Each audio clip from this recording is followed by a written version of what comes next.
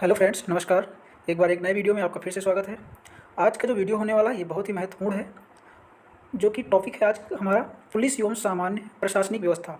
आप स्क्रीन पर देख पा रहे हो, इस प्रकार के प्रश्न हैं। इस वीडियो की विशेषता हम बता दे रहे हैं। इस वीडियो की विशेषता ये है कि इसमें वो प्रश्न इंक्लूड किए गए हैं जो 2018 वाली पुलिस भर्ती 41,520 या 2019 की जो भर्ती थी 49,000 वाली, या फिर जेल वार्डन की परीक्षा के जो भी इस प्रकार से प्रश्न पूछे गए थे, उन प्रश्नों को यहाँ पे संकलित किया गया है। और इसमें लगभग 100 के आसपास प्रश्न हैं जो बहुत ही महत्वपूर्ण प्रश्न हैं। इसको आप एक बार जरूर देखना, ठीक है। तो चलिए वीडियो को स्टार्ट करते हैं। सबसे पहला प्रश्न है हमारा कि सीआरपीएफ का निम्नलिखित में से वो कौन सा विशेष विंग है जो दंगों जैसी स्थितियों से निपटने के लिए बनाया गया था। तो यहाँ पे इसका सही जवाब है option number D, rapid action force, यानी कि RAF, ठीक है, रैपिड एक्शन फोर्स। आगे चलते हैं। अगला है कि CAPFS या CPO के सर्वश्रेष्ठ पुलिस प्रशिक्षण संस्थानों के विजेताओं को प्रतिवर्ष कितनी ट्रॉफियाँ प्रदान की जाती है। तो यहाँ पे इसका सही जवाब था ऑप्शन नंबर सी, 3। अगला प्रश्न है कि निम्नलिखित में किसके द्वारा जीवन रक्षा के लिए प्रधानमंत्री का पुलिस पदक प्रदान किया जाता है।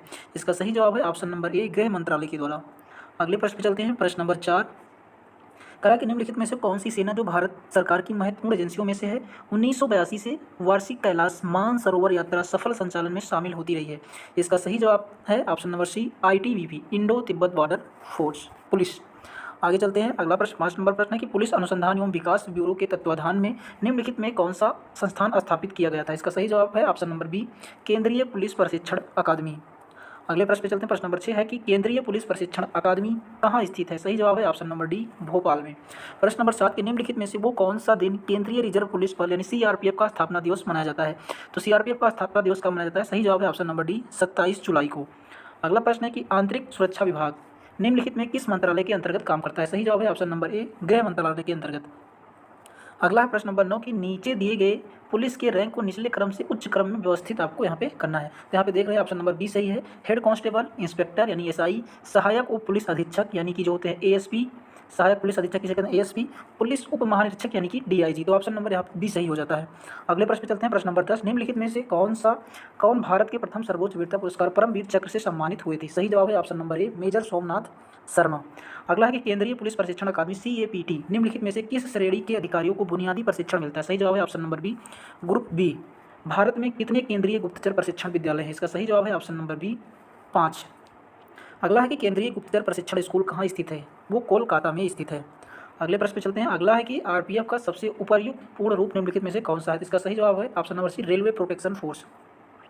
अगला है संत कबीर नगर जिले का पुलिस प्रशासन किस पुलिस क्षेत्र के अंतर्गत आता है। सही जवाब है ऑप्शन नंबर ए, गोरखपुर के अंतर्गत आता है।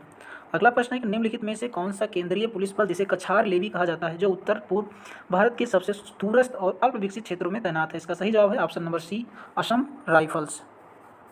अगले प्रश्न चलते CRPF का सबसे उपयुक्त पूर्ण रूप निम्नलिखित में से कौन सा है। सही जवाब है option number C, central reserve police force. अगला है कि सरदार वल्लभ भाई पटेल राष्ट्रीय पुलिस अकादमी के पास स्थित है। तो कहाँ स्थित है, भोपाल में, भोपाल के पास स्थित है। अगला है कि उत्तर प्रदेश पुलिस भर्ती एवं प्रोन्नति बोर्ड द्वारा कांस्टेबल सिविल पुलिस की भर्ती में शारीरिक क्षमता परीक्षा में पुरुष अभ्यर्थियों को दौड़ने की जरूरत होती है। तो कितनी होती है। ऑप्शन नंबर ए सही है, 25 मिनट में 4.8 किलोमीटर। अगला है कि उत्तर प्रदेश पुलिस के आधिकारिक ध्वज में 2 रंग होते हैं, लाल और दूसरा कौन सा है वो पूछा गया है, नीला। ऑप्शन नंबर बी सही है। अगला है कि ईस्ट अफ्रीकन कैंपेन में भारतीय सैनिकों के बलिदान के संबंध में NDA के प्रशासनिक मुख्यालय को ...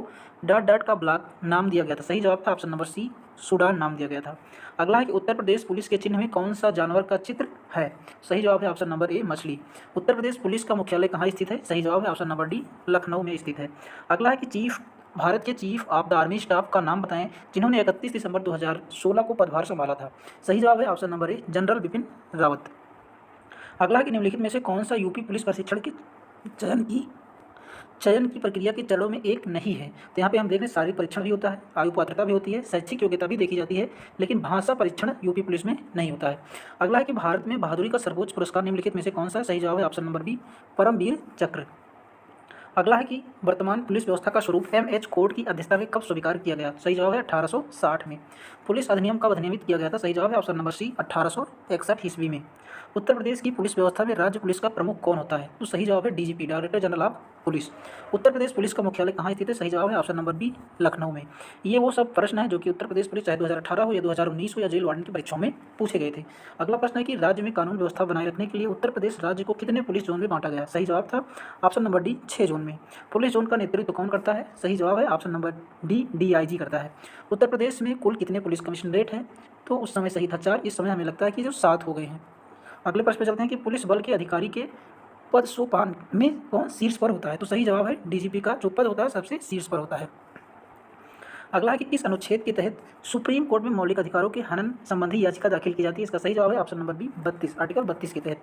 पुलिस को निष्ठा रखनी चाहिए किसके प्रति? सरकार के प्रति, जनता के प्रति, DGP के प्रति या संविधान के? सही जवाब है ऑप्शन नंबर सी, संविधान के प्रति। पुलिस बल का प्रयोग कर सकती है, पुलिस बल का प्रयोग कहाँ पे कर सकती है? इसका सही जवाब है ऑप्शन नंबर ए, सी, सार्वजनिक व्यवस्था बनाए रखने के लिए।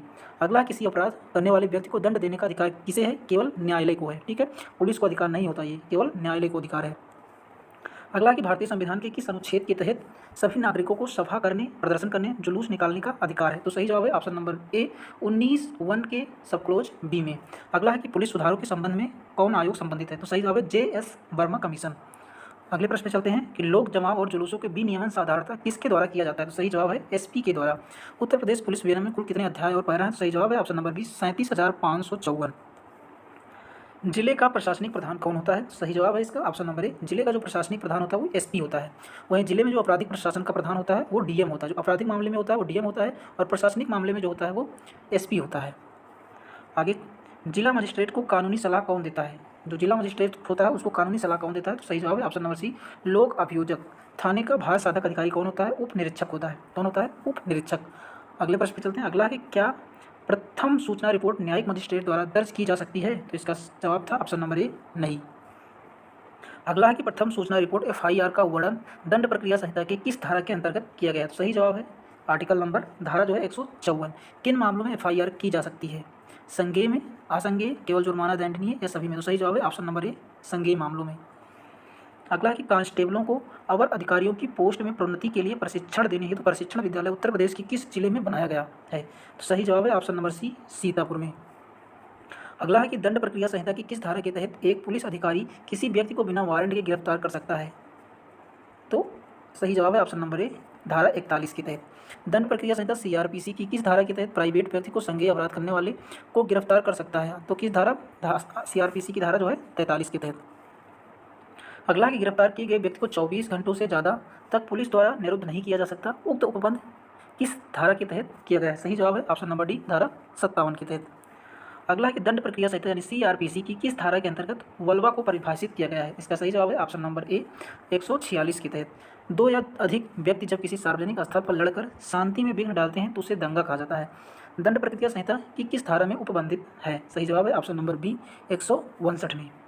व्यक्ति को अपने प्राण एवं दैहिक स्वतंत्रता का मूल अधिकार कार्यपालिका और विधायिका दोनों के विरुद्ध प्राप्त है, जिसमें मानव गरिमा भी शामिल है। मेनका गांधी बनाम भारत संघ के वाद में उच्चतम न्यायालय ने उक्त निर्णय कब दिया था? ये निर्णय दिया गया था 1978 में। अगला कि प्रेम शंकर शुक्ला बनाम दिल्ली प्रशासन के वाद में सर्वोच्च न्यायालय ने बिना उचित कारण के कैदी को जेल में या न्यायालय ले आते या ले जाते समय हथकड़ी लगाने को मौलिक अधिकारों का उल्लंघन माना। उक्त निर्णय कब आया था? सही जवाब है ऑप्शन नंबर सी, 1980। अगला है कि निवारक निरोध अधिनियम के अधीन जेल में निरुद्ध व्यक्ति को अपने परिवार के सदस्यों और अपने वकील से मिलने का अधिकार प्राण एवं दैहिक स्वतंत्रता के अंतर्गत किस अनुच्छेद के अंतर्गत आता है? सही जवाब है ऑप्शन नंबर डी, 21 के अंतर्गत। अगला है कि किसी भी अभियुक्त को नार्को परीक्षण, पॉलीग्राफी या ब्रेन मेल्टिंग पद्धति के द्वारा परीक्षण बलपूर्वक या उसकी इच्छा के विरुद्ध करना भारतीय संविधान के किस अनुच्छेद का उल्लंघन है? आर्टिकल 20 का उल्लंघन है। अगला है कि प्रशासनिक व्यवस्था में सोपान क्रम में शीर्ष पर आता है, इनमें से कौन शीर्ष पर आता है? तो वो राज्यपाल आता है। अगला है कि उत्तर प्रदेश को कितने संभागों में बांटा गया? सही जवाब है ऑप्शन नंबर डी, 18 संभागों में बांटा गया है। संभाग के प्रमुख को क्या कहते हैं? तो उसे आयुक्त कहते हैं। अगला कि उत्तर प्रदेश विधान परिषद के प्रथम सभापति कौन थे? चंद्रभाल। सही जवाब है ऑप्शन नंबर ए।